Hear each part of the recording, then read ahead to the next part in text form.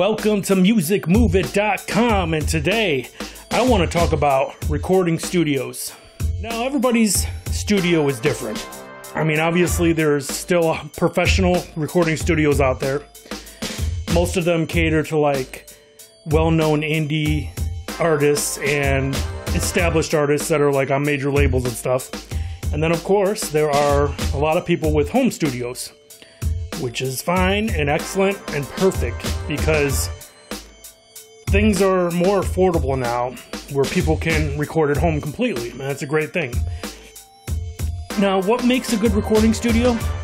It's all up to you, really. I mean, obviously you got to know something about recording and mixing, you know, not to record a track too hot, you know, the basic stuff.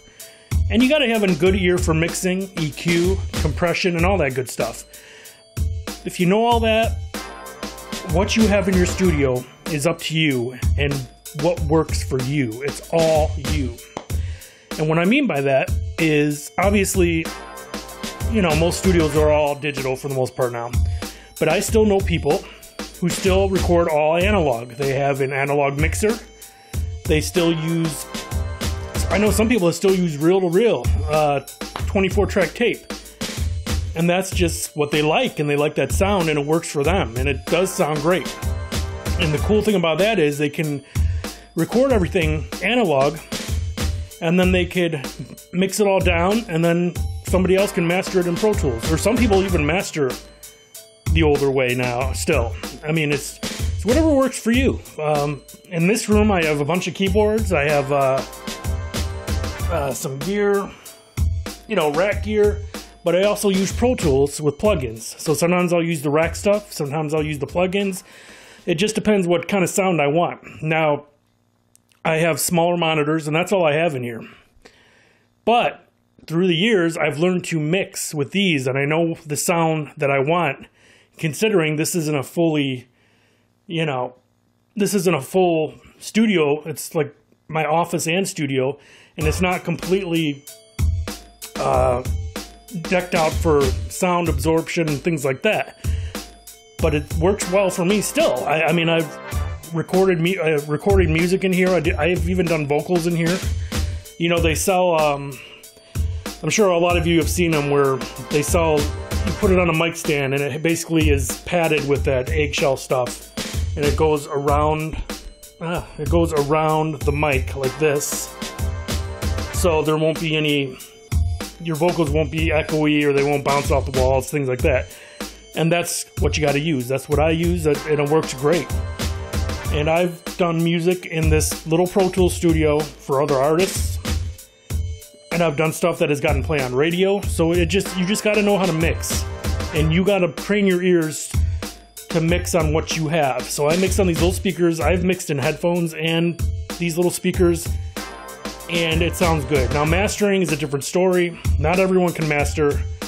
You should have some experience in mastering. A lot of people think they can master now, and I mean, it's a touchy subject. There's a lot of gray area there, because I've spoken about it before in my older videos that mastering, there's people who've been mastering for years, and they have the know-how and the practice and everything to just make it an industry standard single, you know. And there is, a lot of people will tell you, there is an industry standard sound to an extent. I mean, today's music is loud compared to a lot of things like in the 70s and 80s. It wasn't as in your face. A lot of bass heavy tracks now, as we all know. So things are different. So mastering is a little bit of a different thing. But if you have a small studio like this, you can totally produce tracks, obviously.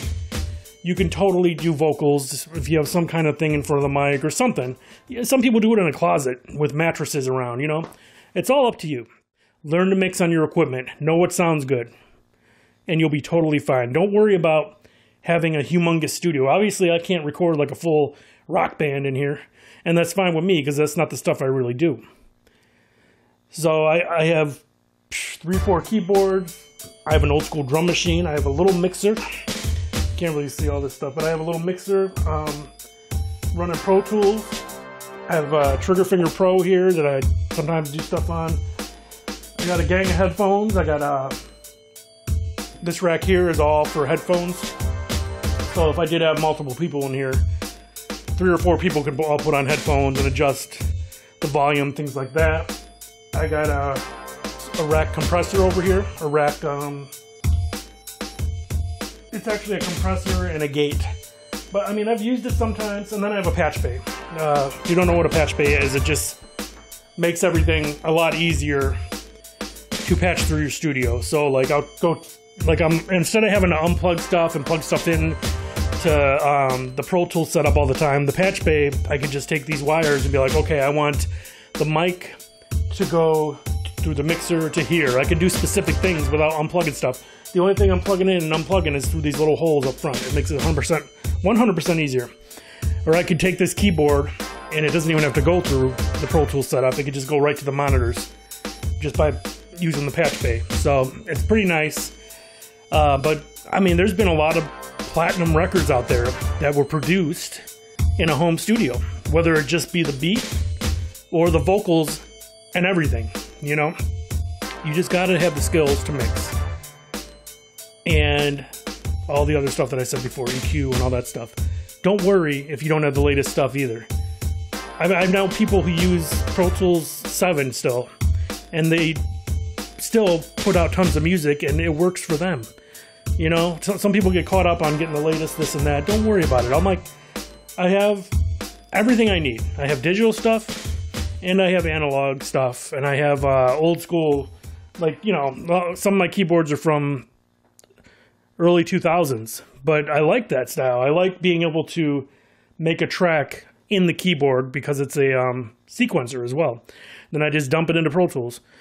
But then I also use the Trigger Finger Pro, which is a little bit different. And I mean, you know, it's just what I want. And when I was starting to build my studio up a long time ago, you know, I'd just save money and buy another piece. You know, mics. I got a couple mics.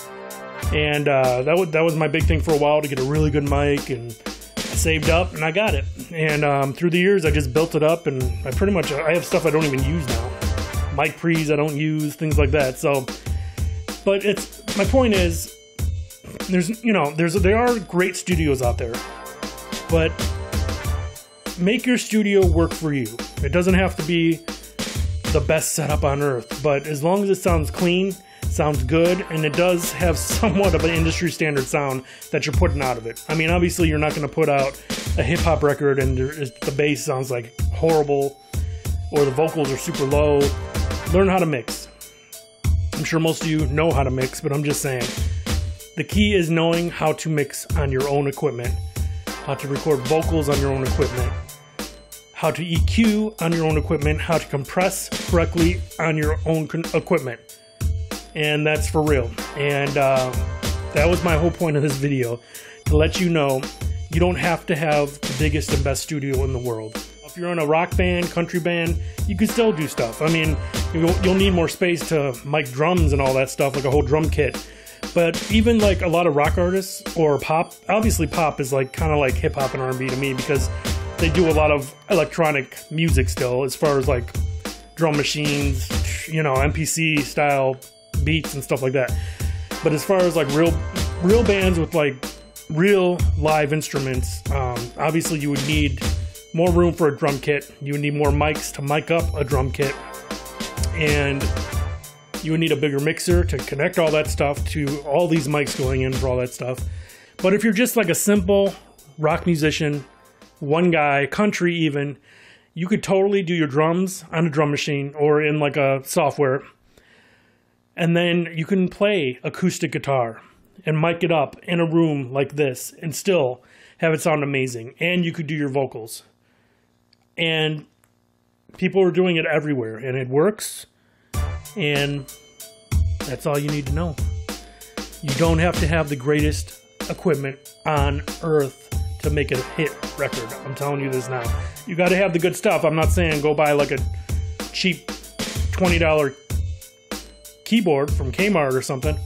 I mean, have some pro level stuff, but you don't need a ton to make good records. You just need the good basic pro level stuff. If you like this video, please give it a thumbs up.